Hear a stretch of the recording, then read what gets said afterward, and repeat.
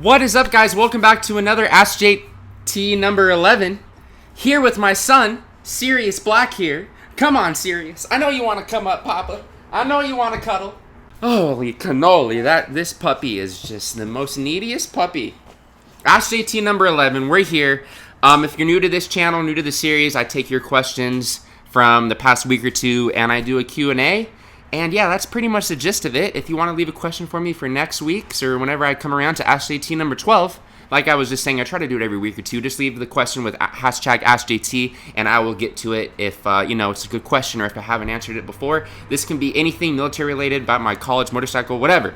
But yeah, let's get into this first one. AJ Henson asks, what's your degree in? Now, I've been getting this question a lot lately. A lot of you guys know I got out of the military last year, and when you're getting out, they kind of have you do an aptitude test. They want to see what you're good at as you transfer to the civilian world, what you should be focusing on when you're studying, stuff like that. So I took the aptitude test, and they were like, you might be really good at accounting. You have really good attention to detail. I kind of knew I didn't want to go the mechanical route. I was an aviation mechanic in the Navy. I worked on helicopters. My job was good. I learned a lot about tools, a lot about working with my hands, all that kind of stuff, but I didn't want to do that as a career. So they were like, maybe accounting. You have really good attention to detail, meticulous, stuff like that. Tried accounting last year, took a class, hated it. Now I'm in communications with a minor in TV and film. Much more kind of my style, and now especially that I'm doing YouTube, and I found my passion for creating videos and making content. This is going hand in hand with what I want to do with my degree now. I'm taking a lot of classes, storyboarding and screenwriting, TV and film production, being in cinema. So all this is going to make this video, this channel, this content even better. So I'm really excited for this year, for school, for these next 3 semesters. I'm a junior. I'll be graduating next fall. So yeah, still got a lot of work ahead of me, a lot of work to put into this channel, and I'm really excited for us. I'm excited. Papa, can you tell? Ooh. All right, question number 2 is from Mulby Core. He says, So being a SEAL has been a dream of mine. I was born. Man, this guy's grammar, I'm struggling. What the fuck? Being a SEAL has been a dream of mine since I was born. LOL. What do you think would be a good way to prepare for buds? So you want to prepare for buds? You want to be a SEAL? I kind of had the same dream. When I was 17, 18, when I was trying to figure out what I wanted to do in the Navy and pick my job, I was training for SWCC, SWCC. I was training with a boat crew. Now, it was just a bunch of guys. We got together. We had a former SEAL instructor. He was kind of training us, doing workouts with us, and we did a lot of the BUDS workouts. So let me just, break it down for a lot of the things we did. We did a lot of log carries. So they had this big log that we would run around, hold above our heads for a long amounts of time. We did a lot of those type of workouts. We did a lot of those fucking big, huge tractor tire flips, a lot of pull-ups, push-ups, dips, a lot of running. I would just make sure you have your pull-ups, push-up, dips, your cardiovascular, and your just mental toughness, have that down. You have to be really mentally tough. That's why you see a lot of wrestlers out of high school that want to be SEALs. And they, a lot of water polo, a lot of swimmers, they have really good mental toughness and cardiovascular ability. So you kind of hear BUDS was easy for them, people that are in really good shape. But then there's a whole mental side of BUDS and being a SEAL. And that's where a lot of people fail, is the mental part. So make sure you're really grounded mentally and physically, and just do your best, man. Give 150%. And if you fail, people do fail. A lot of people drop out of BUDS. A lot of people drop out of Spec Ops jobs. Don't be disappointed as long as you gave 150%, you busted your ass. It's not for everybody, so don't be disappointed if you have to cross-rate or reclassify your job. But yeah, that's just how it is sometimes. All right, my buddy Adolf here, question number 3. If you don't mind me asking, you're very personal here, Adolf, with this question. How many sources of income do I have? Because you seem to have a nice lifestyle.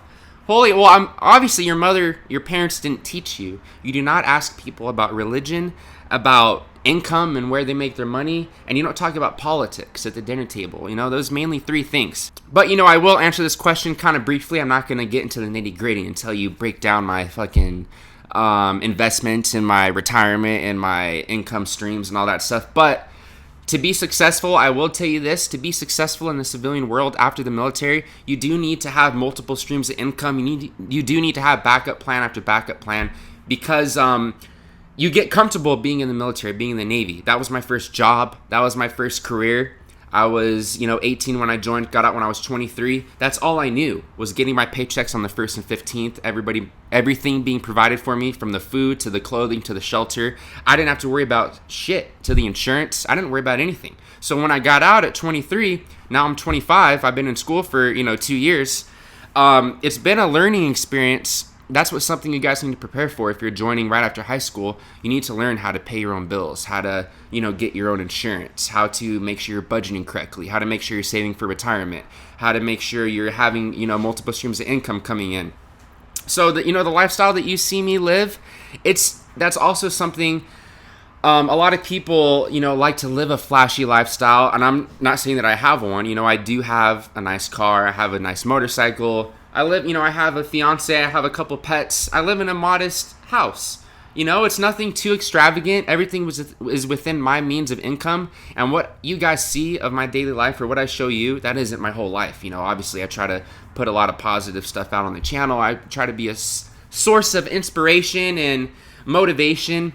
So, I'm not going to put the daily grind, the stresses, the struggle of finances and stuff, because that's just something that's in my own head. You just have to be, if I have some advice to give you, just be really meticulous. I don't know why I keep using that word. Just make sure you have everything planned out when you're trying to get out of the military and be a civilian. Make sure you try to have multiple endeavors, multiple jobs that you're trying to do. I'm always thinking about entrepreneurial. I'm really struggling with my grammar and pronunciation right now. But yeah, my streams of income, obviously when you're on the GI Bill, when you get out of the military, they give you a BAH, a housing stipend. Also, you can work a job when you're in. You can get help from FAFSA. You can even take out student loans. If you live with somebody, that can cut all your bills in half. It's just about budgeting, doing it smart. I do have some videos back when I started this channel about budgeting and finance and stuff, but those are, a little more if you want to know that stuff, check out those videos. Maybe I'll leave them up here for you guys. But yeah, hopefully that answered your question, Adolf. All right, my buddy Alex says, how are you not huge yet? Now, this is, like I've been saying, this is crazy. I consider this channel already freaking huge. When I started to get more serious with YouTube, I don't know, maybe a year and a half ago, I only had like 1,000, 2,000 subscribers. I was getting like 30 likes a video. It was small. I was only doing it for just to put content out there to help you guys, to help people joining the Navy. And now it's kind of blossomed into this awesome thing where I have a couple different series going with the veteran guys. I still do, my Q&As here. I do my day in the life videos, my moto vlog. So I feel like there's a lot of potential here, and I'm just kind of running with it and, trying to do something every day for you guys and keep pushing and getting my degree. And when I graduate next year, if YouTube is still a viable thing, then that'd be fucking awesome. That means we made it, and I can do this after college as a real thing. So, that's what I'm trying to do right now, is just try to set myself up for success when I graduate and eventually when I move and want to start a family. And I already have all these little fuckers. I already got 4 animals, 2 cats and 2 dogs. So, the pressure's already there. What I'm trying to say is, no matter what kind of job you want to do, or no matter what your endeavor is, or what your goals are, just always push 150%, man. And you'll know if you're actually giving your all or if you're not.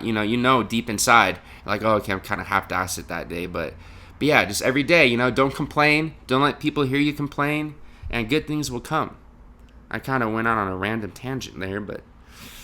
All right, so my buddy Cam Lowe, this last question here. What is college like as a veteran? Now, this is a very broad statement because I've seen some veterans really struggle. I've seen some veterans really excel. I myself, my experience so far, this is my 6th semester now that I've been in school. And I'm finally, getting it down. The key is just to show up to every fucking class. Don't get lazy, because once you get out of the military, you're not accounted for anymore. You don't have to show up to muster. You're not going to get in trouble if you don't go here, don't get there. It's all on you, So I noticed I was missing a lot of classes my first couple of semesters. My study habits weren't good. It took me a while to kind of get back that self-discipline that the military, I did gain a lot of self-discipline and maturity from the military. But then again, I also, like I said, the military was always providing everything for me. So I had to figure a lot of stuff out on my own. Not only how to go to college and how to study and take my classes again and how to be a civilian, but also just transitioning out of the military and everything that comes with that. So, the first couple semesters, if you're struggling after you get out and you're a veteran, don't freak out. It's kind of normal to struggle at first. Use a lot of resources. Use as many resources as you can, I noticed a big thing that's helped me is still connecting with a lot of the military people, with a lot of the vets out there. On my college, we have a veteran office, so I can go into the office and there'll be, a couple of vets in there every time. We just shoot the shit. You have kind of your own space where you can talk and kind of relive those military experiences, because civilians, and you'll notice you can't connect with them if you want to talk about your military experience. They're not going to understand what you're talking about. They're not going to understand your lingo. They're not going to have the same shared experiences. So it's definitely important to connect with other veterans out there in school. And if you're struggling, don't be afraid or be adverse to ask for help, to go to, get tutors. There's a lot of stuff that the VA can help you with. And yeah. All right, fam, I hope you enjoyed this Q&A, AskJT number 11. Like I said, if you have questions for next AskJT, just leave hashtag AskJT and leave the question, and hopefully I can get to it. Thanks for all the continued support. As always, social media below. We are selling stickers for another couple more days. If you want to help support the channel and help my buddy's website, it is stickerfire.com. I will leave the sticker up here that we're selling and the link down below or up yonder or somewhere on the screen. Thank you, guys. I will see you very soon. Goodbye.